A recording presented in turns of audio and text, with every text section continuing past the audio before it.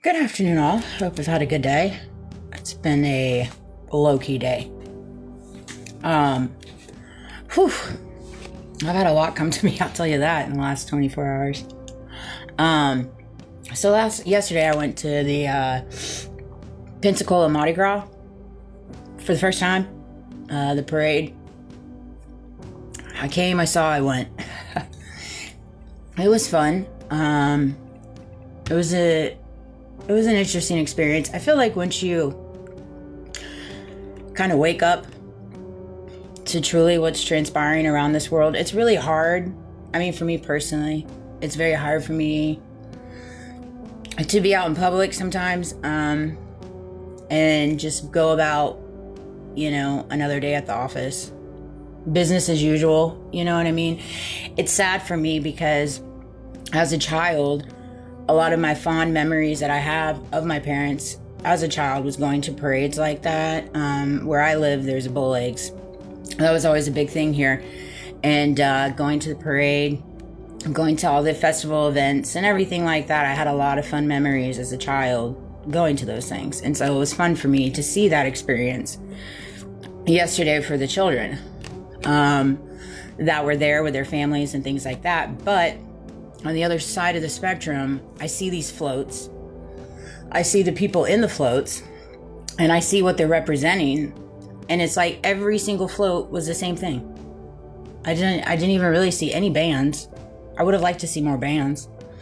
And the setup was all but usual. There's a lot of drones in the air. And on the news this morning, they had made mention that they had taken extra security precautions this year for whatever reason. They blame because there's some remodeling. Of course, they're upgrading downtown Pensacola, which I don't even think they told the people about it. But anyways, that's neither here nor there.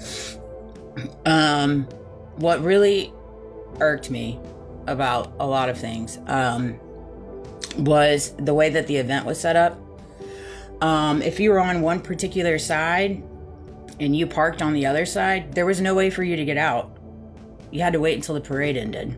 They had barricades up, and some of the barricades were tied to each other, which I found that to be a really big security issue. If there was like a shooting or, any type of catastrophic event like that, you wouldn't want the barricades to be barricaded together. And so that was really quite alarming to me. Didn't really care for that. And so it was really quite odd, honestly. And it infuriates me in different ways. Again, this is my opinion. You don't have to agree with me. But I see these people on the floats. I see what they're representing.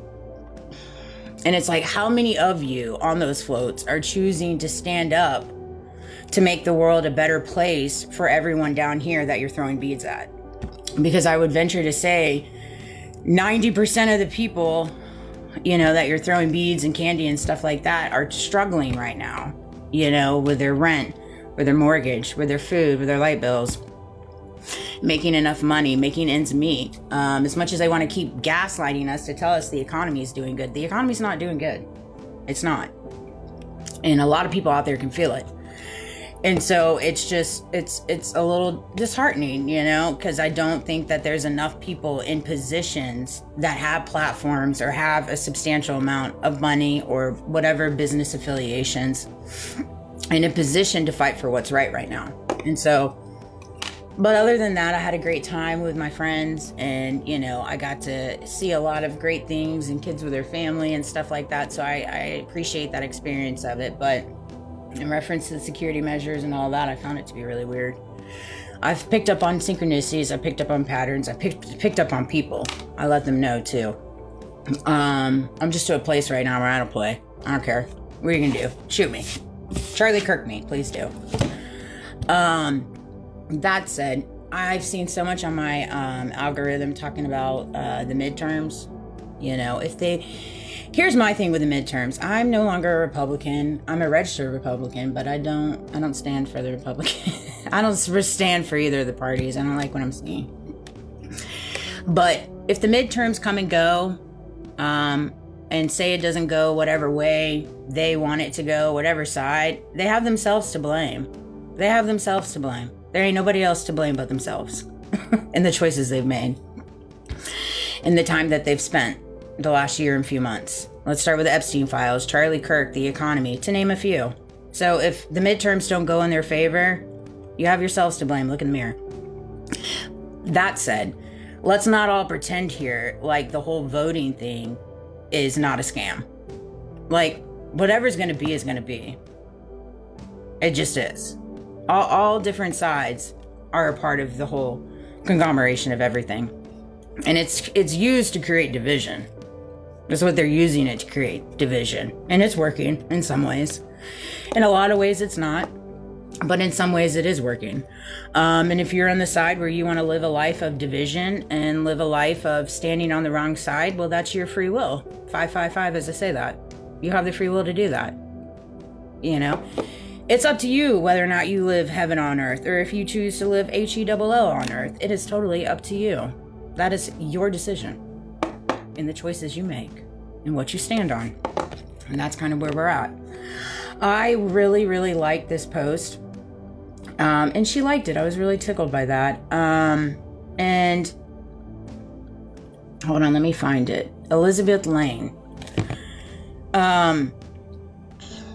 And she was talking about Erica Kirk and just the whole scenario of everything. And something she said to me really spoke out. And it really touched me. And I'm so glad that she said it. Because I feel exactly what she's saying. And my response was beautifully said is what I meant. I couldn't agree with this more. I physically become discomfortable watching Erica Kirk, Trump, Vance, many others. My mind, body, and soul immediately shuts off anytime I see them on any platform. I appreciate you sharing your thoughts and your opinions. Go Max. And that's how I feel. And that's on so many walks of front right now. That's even when I went to the parade yesterday and seeing people and what they do and what they stand on and what they're choosing to push out into this world, and how there's just so many people in positions right now, monetarily, elite, whatever, Democrat, whatever, fill in the blanks, where they're just immorally not aligned. They're immorally not aligned. And it makes me physically discomfortable to see. I see these people on TikTok, you know, people that they push out on my algorithm. And I'm like, do you hear the words that are coming out of your mouth? How are you going to sit here and tell me that there is anywhere in the reality where Erica Kirk talking to that 15-year-old the way that she was is appropriate? Nowhere in any reality is that conversation, however you want to keep gaslighting us and spinning it and diverting it and manipulating, is it appropriate? And that's what we live in a world right now, where they are trying to make inappropriate behavior and illegal behavior appropriate, i.e. Epstein, and how they're literally protecting pedophiles and not bringing them to justice, i.e. me. You know, it is absolutely crazy to me that we live in such an upside down world now, where they are literally moving mountains in propaganda and weaponizing to moralize inappropriate, illegal behavior, whether it's a man or it's a woman. Period. And so it's just, it's crazy to me. And then we think that we're building a good world right now for our children, when we're literally watching them normalize inappropriate behavior between adults and children, minors. My son shared it, made a little Valentine's video, and it made my day. And I shared it. You know, my will to survive every day is for my son. I don't know why any other parent would feel any otherwise. Not to mention, it's not only the will to survive for my son, but it's my will to survive for anyone's child. If I'm not going to fight for my son and his future, who is? Because it dang sure ain't going to be the government. They're normalizing hiding pedophiles. So how are they going to protect my son? How are they going to do that? You circle back and let me know once I figure out that answer. You see what I'm saying? Nothing of it makes sense. And so you got to figure out what you going to do to change it.